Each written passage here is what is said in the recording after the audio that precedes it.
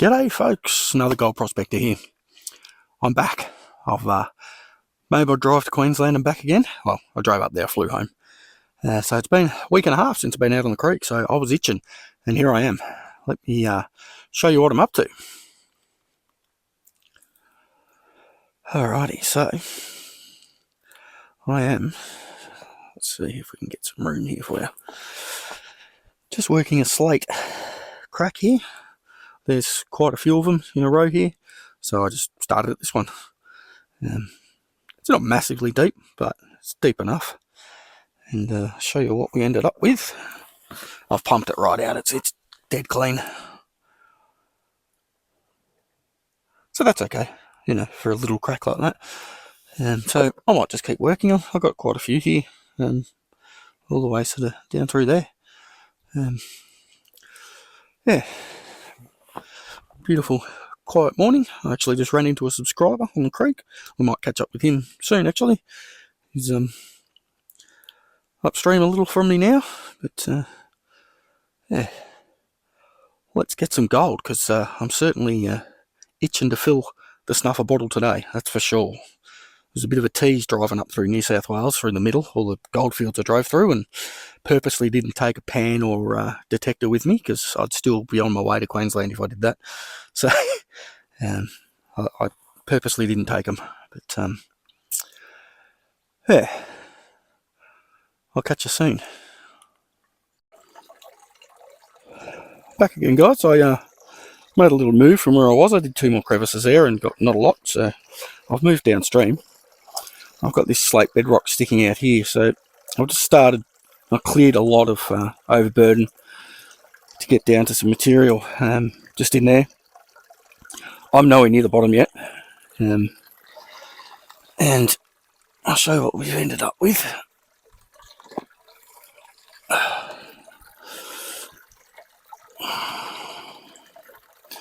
What you got? We got glare. Cool. We got that. So there's a bit of micro in there as well, and some little chunky bits. So I'm going to keep going there, because that's quite acceptable since I'm nowhere near the bottom. Yeah, I was actually going to clean out this side because there's more bedrock just there. But as I started moving the overburden, I saw that this dropped off nice and sharp. So I'll do this side, then I'll probably do that side. So this was going to keep me busy for a while, I would say, as long as the gold keeps up. It's a beautiful part of the world, lovely bit of the creek, as you can see. Some bedrock, nice big corner up there. All bedrock. It's fairly flat, it's not a very steep drop here. And then it widens out here quite a considerable amount. Some more bedrock just here. And then I've got the change of bedrock in the slate just there. So, yeah. I've got a bunch of gravel here behind me. This is working sort of like an inside bend. So, here's hoping. Catch you soon. Alrighty guys, I'm just trying to block the flow so I can show you where I'm at because of the glare, but I'm getting down there. I think I'm pretty close to the bottom now, in just like a V pattern. Show you what we got out of that one. So there's a good chunky bit in there and some small stuff. Look, ordinarily I probably wouldn't stay for that, but well, you might be able to see a bit better now. It just looks too good to leave. Like, I think if I can get to the bottom and get a good pan full of material out of the bottom there, it'll give me a lot better indication of how much gold's down there. The material in this creek, you can see how light it is. It's light in colour, it's also light in weight. So the gold doesn't really have much to fight on its way down to the bottom. So you usually only get your smaller stuff in the overburden that's making its way to the bottom. It's just a good indicator that it's trying to drop out there. That's all I use it for. Otherwise, a lot of the time I don't even run a lot of the overburden in this creek. It's not worth it. For the amount of time it takes to process for a couple of specks, you're better off just accessing the bottom because that's where the chunkiest stuff is. So look, I'll have another go at getting in there and getting to the bottom there. I'd love to get a yabby pump pan out of the bottom there somewhere. So if I can do that and it's worth it, I'll continue, because you can see now I've got, ready to collapse in on itself and more to move if I want to keep going. So I want to get down there and see what's happening. Otherwise, I may move just over the other side here. Just shovel all the overburden out of the way, dig straight to the bottom and see how it goes. Alright, I'll be back soon. Okay, I really hope you can see this.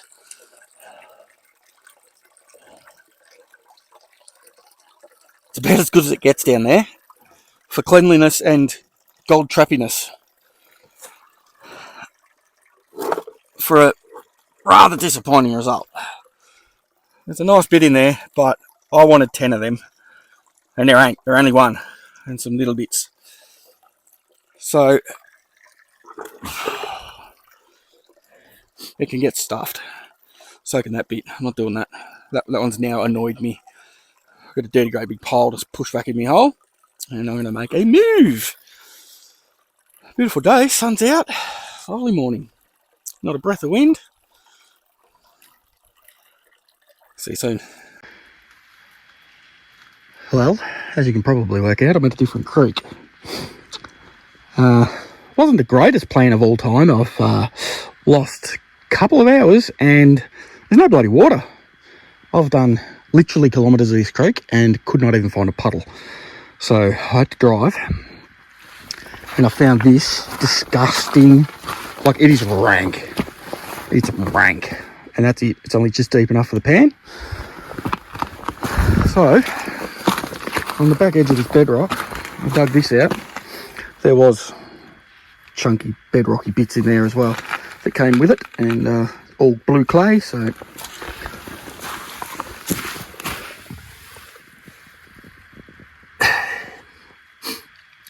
I have to choose my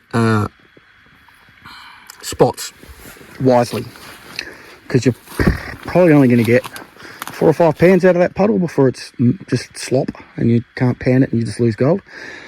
So I'm not going to dig there again for those few specks. This bedrock here looks a bit better. We might attack in here, I think, right next to the puddle. So we'll see how that goes. Even here, like I say, even the best laid plans sometimes. Yeah, it's only just dried out recently. Like, everything's still really wet.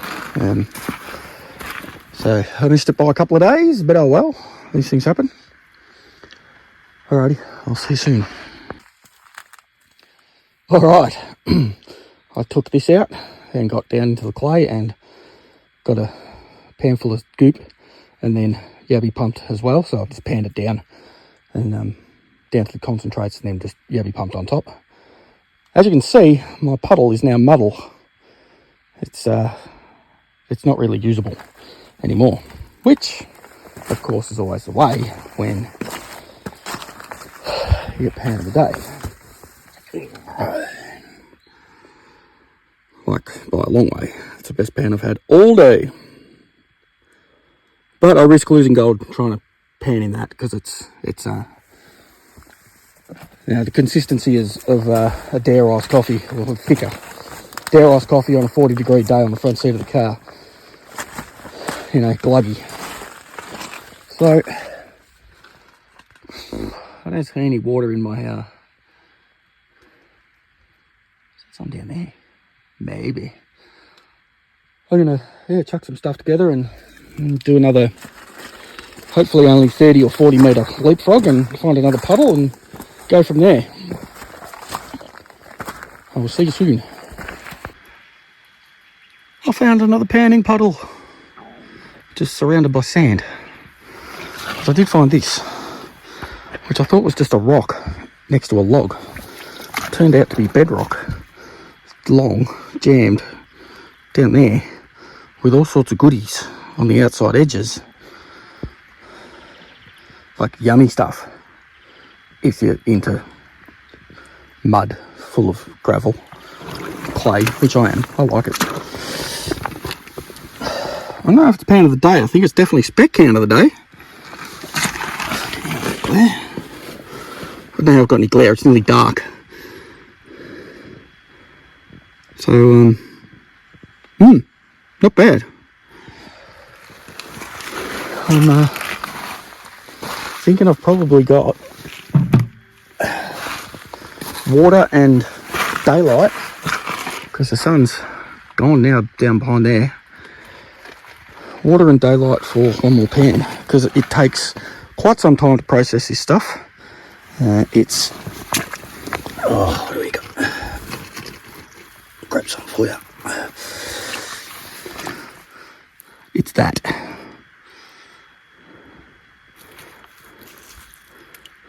Yummy. So when you can't use your bucket classifier because you can't even, your puddle's not deep enough to even fill your bucket up, you got to use the Bunnings lawn sieve. It takes a little bit longer, but pans like that, I'll give it another go. We'll see if this bit comes out. I've got a fair idea it's going to, and then we'll call it probably quits depending on what's in that pan. Alrighty, see you soon. Alright, as I suspected, that second rock came out of there. I yabby pumped it, and got a very overfull pan of mush, and not a bad result. It's only fine gold, but yeah, I'll take it.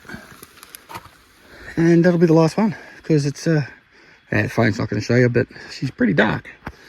I've got to track my way out of here and get on home. So I'll see you in the garage unless I stumble across something exciting on the way. Alright guys, let's talk windmills.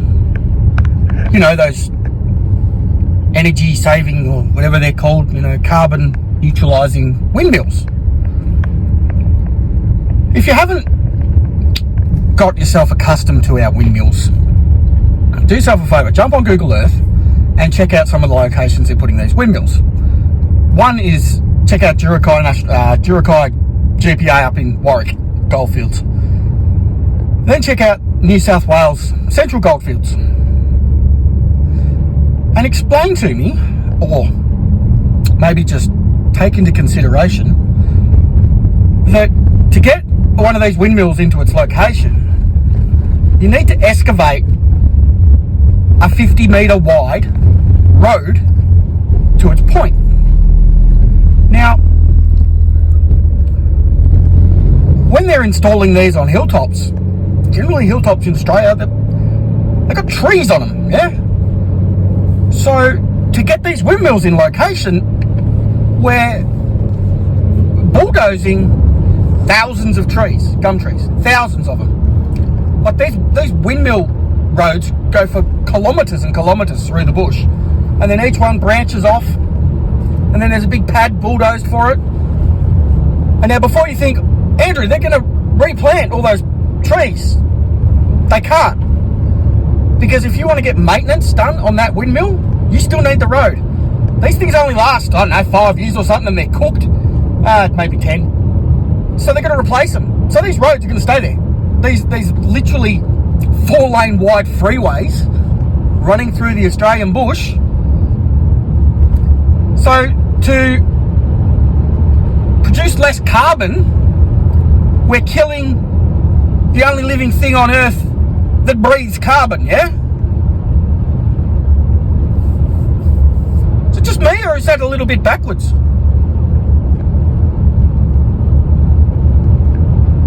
I think we need to get rid of wind farms, because it's just ridiculous. It's the most backwards, antiquated way of doing things, not to mention that things don't generate any freaking power. And the wind blows too hard and they fold up and fall apart. They're a joke. So just think about that. Have a look on Google Earth at the destruction they're doing installing these windmills. And tell your friends too, because I know all my viewers are free-thinking, common-sense human beings, and they're not going to disagree with what I've just said. If you do, hey, look, let's go in the comments. I can show you the facts. I can show you the bloody ridiculous amount of destruction they're doing. I haven't even touched on what they do to the wildlife. So that's without even bringing that into consideration. Tell your friends, even the ones that you don't think are gonna, care or whatever, because it does my head in. Like, they're just smashing the bush to pieces, pristine Australian bush, to put in a wind turbine.